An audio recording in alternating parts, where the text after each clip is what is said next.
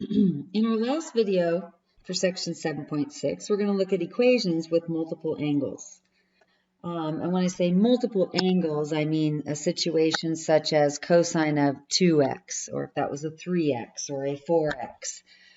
We had solved an equation in a previous video that had a cosine or a sine of 2x, and we used an identity to rewrite it. Not always does that work. So we're going to look at a procedure that we can use in other situations that when we encounter these multiple angles. All right, so let's go to a nice basic linear equation we're comfortable with and talk about that procedure and then show how we can translate that over. Okay, so if I look at the equation cosine of x is 1/2. If I want to give solutions on the interval from 0 to 2 pi, we're going to look at it graphically here. So if I graph cosine of x and I graph 1/2, basically, if I have two equations and I want to know what makes them equal, then it's the point of intersection of those two equations or graphs. So if I look here, I can see where my graph of cosine intersects that horizontal line at 1/2 in two places. So as we're comfortable with, we know we should have two solutions in that interval. So our first solution is pi over 3, and our second solution in that interval, 0 to 2 pi, is 5 pi over 3. Okay, so if I'm looking at solutions on the interval from 0 to 2 pi in this linear equation, you can see that we have two solutions. Okay, now if I wanted to give all solutions, then recall that we would take each solution and we would add multiples of 2 pi because we know the period of cosine is 2 pi, so it repeats. So I know the period of y equals cosine x is 2 pi. So we could say then, we could start with our first solution, x sub 1 is pi over 3, and then we would add, remember, multiples of 2 pi n. Okay, and then we could do the same thing for the second solution. Well, let's go ahead and write that now. Hold that thought. Okay, so my second solution, I want to come up with all angles coterminal with that. So I say 5 pi over 3 plus 2 pi n. Okay? All right, so let's go take a look at this double angle equation. So now, how is it different? Over here, we're saying the cosine of some angle is 1/2. Okay, over here, I'm saying the cosine, when I take 2 times some angle, I get 1/2.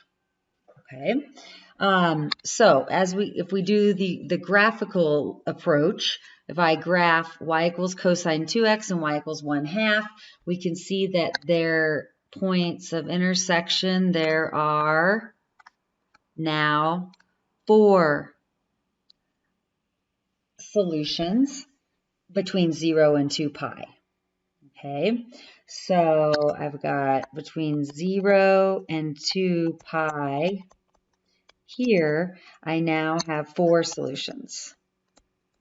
Now, do you see the relationship there between the numbers of solutions? If this one, the single angle, had 2 solutions between 0 and 2 pi, then the double angle is going to have twice that many. Okay. If the single angle had 5 solutions between 0 and 2 pi, which it wouldn't have, then this one would have twice as many. So it could be 1 solution between 0 and 2 pi. Then the double angle would have 2, etc., etc. Okay, so how do we find these solutions? Okay, I can't tell from my graph. Here's my first one. Here's my second one. And then I can see we've got the others here. All right. Now, remember, all of our trig functions are periodic. They repeat. So if I was going to graph, or if we were going to draw the graph ourselves, we would say, okay, what's the period? Well, the period of cosine is 2 pi, and then we divide by 2, remember our b. So the period of this graph of y equals cosine 2x is pi, which we should be able to see from our graph. We can see that pattern that repeats. So here's pi, then it repeats that same pattern again in pi units. All right, so if I want to get then from my first solution to my third solution, which would be here, what would we do? We would say, okay, x sub 1 is whatever it is, and then I would add pi n, correct, to get to x sub 3. And then same thing with x sub 2, we would add to get to the next solution, or x sub 4. So when we're finding all the angles coterminal, we're adding that period of pi. Well, how do we know that? Okay. So what we're looking at here is we can look at solving the equation. Here I'm saying that my replacement here for x is pi over 3, correct? All right. But now I'm saying whatever I take, there's some angle that when I multiply it by 2, I get pi over 3. So we're looking at this situation. 2 times what angle gives me pi over 3? That's what we're trying to figure out. Okay. So, and then I know back over here, I was adding 2 pi n when it was just regular cosine. So if I say, okay, plus 2 pi n, but then I need to solve for x. So to get x all by itself, I'm going to divide everything by 2. So to get my first solution here, x sub 1, it's pi over 3 divided by 2. Remember, that's multiplied by the reciprocal, so it's multiplied by 1/2, which is actually pi over 6. And then we'd say plus 2 pi divided by 2 is pi n. If I want to find x sub 3, which is pi units from x sub 1, then according to my graph, my x sub 3 would be pi over 6 plus pi. So pi is 6 pi over 6. So that next solution would be 7 pi over 6. Okay, so I've got first one is pi over 6, then the next one that's coterminal would be 7 pi over 6. I shouldn't say coterminal, but it would be the next solution in that repeating pattern. Okay, so then how do I get x sub 2? All right, so I would go and I'd say, okay, well, 2x equals, I had two solutions over here, I had pi over 3 and 5 pi over 3. That was my x value. So here, 2 times x has to come out to be 5 pi over 3. And then we're adding multiples of 2 pi to get coterminal angles. All right, once again, we'll divide everything by 2.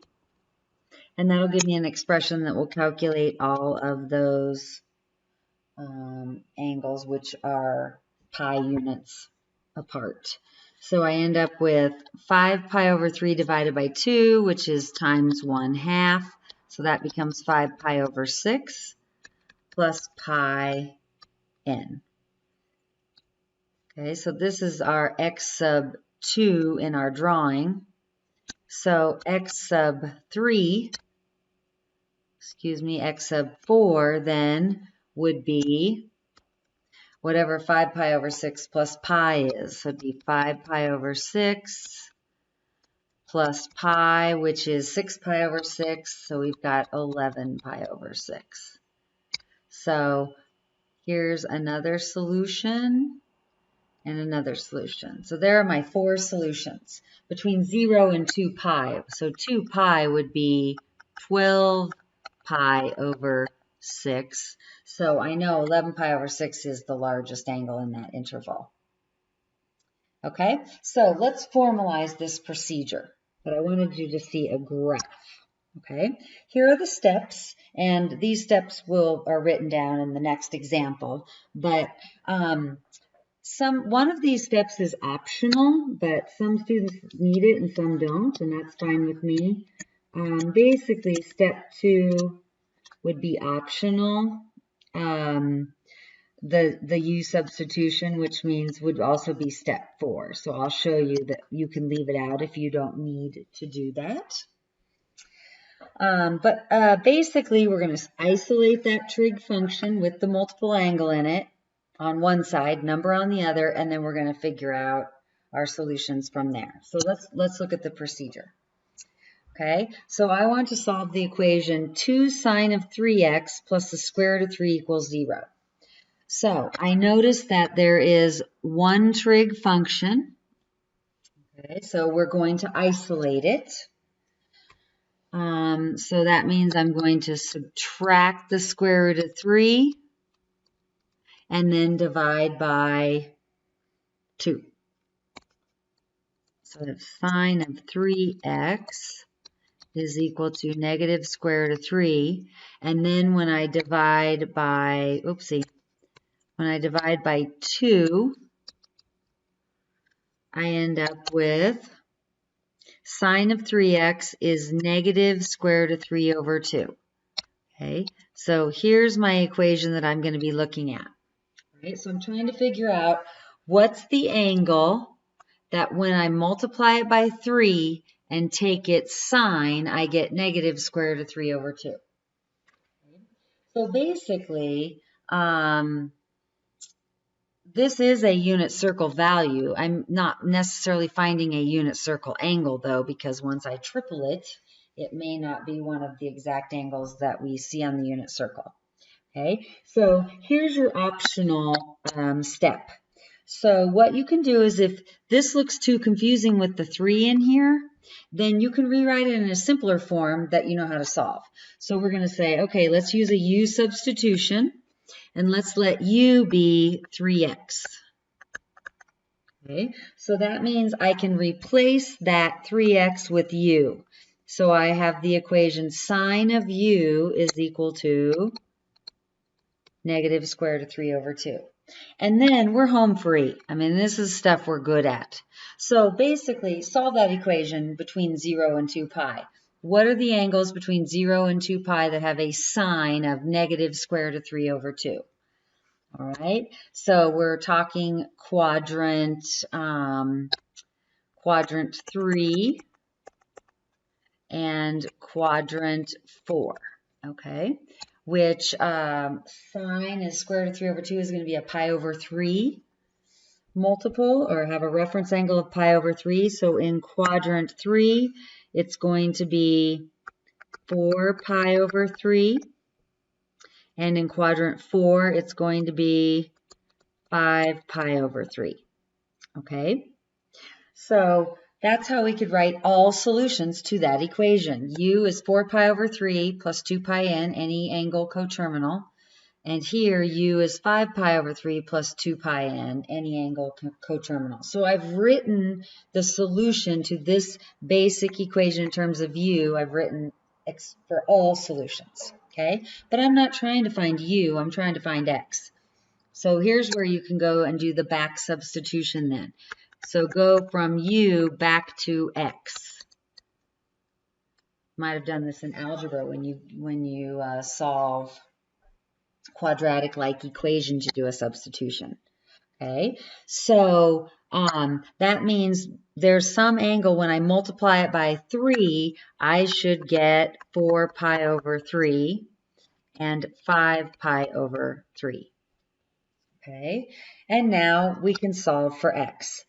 Here's where I say it's optional. If you don't want to do this U substitution, if you can go straight from here to here, fine with me. So kind of ignore the 3x and just say, okay, what angles have a sine of negative square root of 3 over 2 between 0 and 2 pi? And then put the 3x in there. Okay, and then we're going to solve for x, which means I've got to divide by 3. So be careful. You have to divide everything by 3. That's why it's important in this step 3 to give all solutions using that notation, integer multiples of whatever the period is. Okay, so when I divide by 3, I end up with x equals 4 pi over 3 divided by 3. Remember, that's times 1/3. So that becomes 4 pi over 9 plus 2 pi over 3n. So if I graphed y equals sine of 3x, it would have a period of 2 pi over 3. Okay, so this is an expression that will give us all angles that are solutions to this equation. And then I do the same thing over here. I divide by 3 everything, which this is multiplying by 1/3 again. So I end up with x is 5 pi over 9 plus 2 pi over 3n. So if I leave it like this, which is totally fine, this is all solutions to this equation. Okay, it'll be an expression that would calculate all of them. All right. If we want only solutions between 0 and 2 pi, then we do a little crunching, number crunching here by using n and putting in numbers for n to get other angles. Okay. All right, so let's do that. I want to find all solutions in radians in the interval from 0 to 2 pi. Here are my two expressions that we just found in the last step. Okay.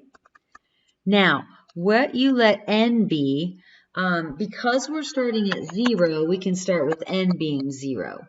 If my interval was negative 2 pi to positive 2 pi, then I would have to start with letting n be some negatives so that I'm subtracting multiples of 2 pi over 3. Okay, so some of this you're not going to have to do, but I want you to see this integer multiple notation again. We haven't seen it for a while. We just use it, but we don't always see it in action. All right, so if n is 0, then basically this is 0, and what do I get? I get my original angle 4 pi over 9. So here's my first solution, okay? If I want then my next angle, I have to add 2 pi over 3, which is just going to be a little common denominator work. Common denominator will be 9. 3 goes into 9. 3 times 2 is 6 pi over 9. So basically I'm adding 4 pi over 9 plus 6 pi over 9, and I'm going to get 10 pi over 9. So basically to get from here to here, what did we do? We added 2 pi over 3 or 6 pi over 9, correct? Okay. So there's another solution. Now, how do I know when to stop? Okay, so here's what I do. Well, let's go one more time, just so we see this pattern. All right. This one, let's see, 4 pi over 3 plus 2 pi over 3 times, 4 pi over 9 plus 2 pi over 3 times 2. Now, you can do that, which is 4 pi over 3, get a common denominator, but actually, that's a lot more work than we need to do. Don't we just need to add another 2 pi over 3?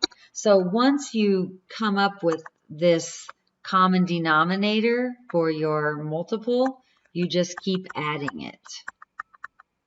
So we're going to add 6 pi over 9 to the previous, okay, which would be 16 pi over 9. Okay, and then you could keep going. Okay, you would get the same thing if you did this here. If you said plus 4 pi over 3, which would be how many pi over 9?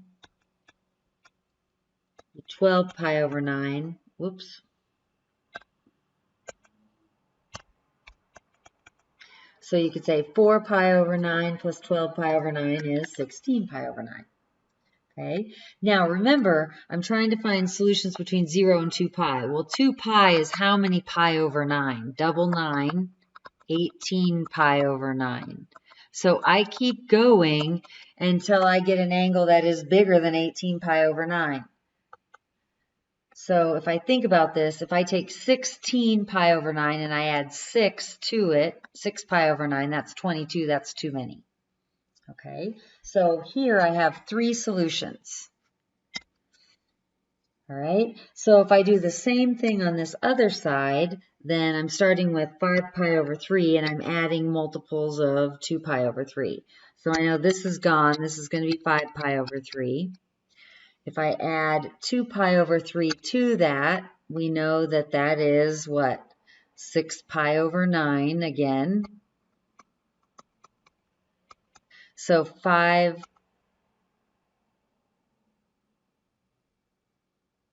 oh, whoopsie, typo. That's what happens when I copy and paste. I apologize, that's supposed to be a 9. I hate it when that happens. That's supposed to be a 9. Okay, I'm glad I caught that. I was like, what? That's not looking right. Okay, so this should be 5 pi over 9. Okay. So let's make this 9 and make this 9. All right. So 5 pi over 9 plus 6 pi over 9 is 11 pi over 9. And if I continue to add 6 pi over 9, what's my next one going to be? 11 plus 6 is 17 pi over 9. If I added another 6 pi over 9, then I would have 23, which is too big. It's bigger than, you can't go bigger than 18 pi over 9. So how many solutions do I have? 1, 2, 3, 4, 5, 6. 6 solutions.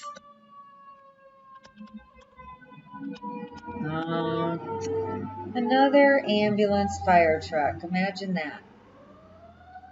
Lots of them in my neighborhood. All right.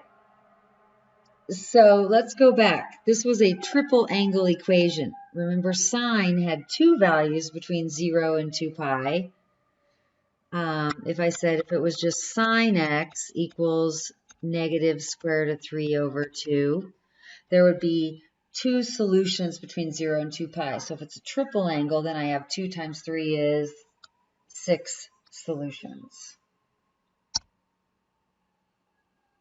And we could go back and check any of these solutions back into the original equation, or should, I guess. All right, let's do one more. Tangent's a little bit different. You'll be pleasantly surprised, I think. All right, so here I'm saying 3 times the tangent of 3x equals negative square root of 3. All right, once again, one signal trig function, isolate it. Okay, so all I have to do here is divide by 3. So I end up with tangent of 3x is equal to negative square root of 3 over 3. All right, so I'm trying to figure out what x is. So if you want to do a u substitution, you're going to let u be 3x. So we're going to say, okay, if u is 3x, then now I'm doing tangent of u is negative square root of 3 over 3. All right, so find your solutions to this equation, just as we did when we started. Okay, when tangent is square root of 3 over 3, well, first of all, tangent is negative in quadrant 2 and quadrant 4. And square root of 3 over 3, remember that was originally negative 1 over the square root of 3. So to me, that's 1/2. I think of it this way myself. And that's sine over cosine. So that's going to be a pi over 6 multiple. So, or have a reference angle of pi over 6. So we're talking pi over 6 in quadrants 2 and 4. The pi over 6 multiple. So that's going to give me pi over, let's see, whoops, 5 pi over 6. And this one would be 11 pi over 6. Now, here's the cool thing. Whoops.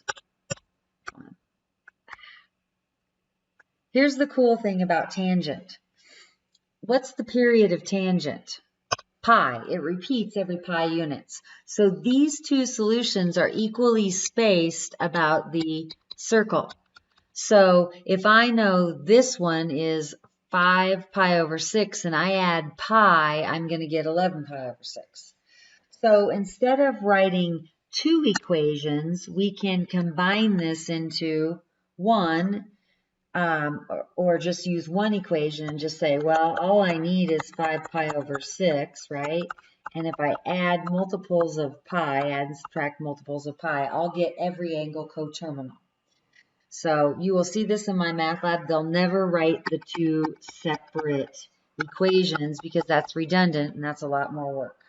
Okay, so keep that in mind with tangent. So I really only have this one equation. All right, so I'm going to go back and reverse substitute. I don't want u, I want it in terms of x. So I'm going to say, okay, that is, u is 3x, so I'm going to reverse substitute. So 3x is 5 pi over 6 plus pi n. And then solve for x. So divide everything by 3 to come up with an expression that will calculate all of our solutions.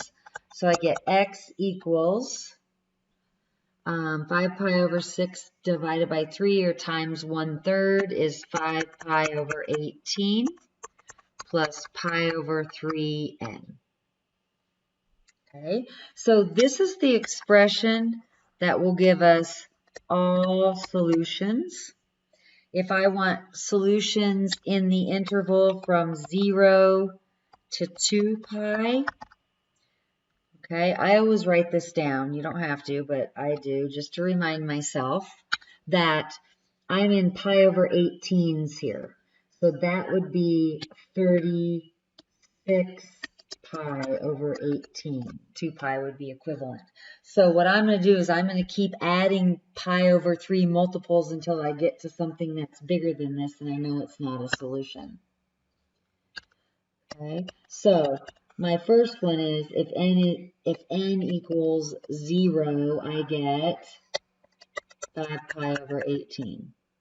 Okay, so if n equals 1, then I get 5 pi over 18 plus pi over 3, which common denominator, that's going to be 3 goes into 18, 6, so that'd be 6 pi over 18. So what do we get? 5 pi over 18 plus 6 pi over 18 is 11 pi over 18. So here's 1, here's 2. All right, and then you just continue on by adding 6 pi over 18.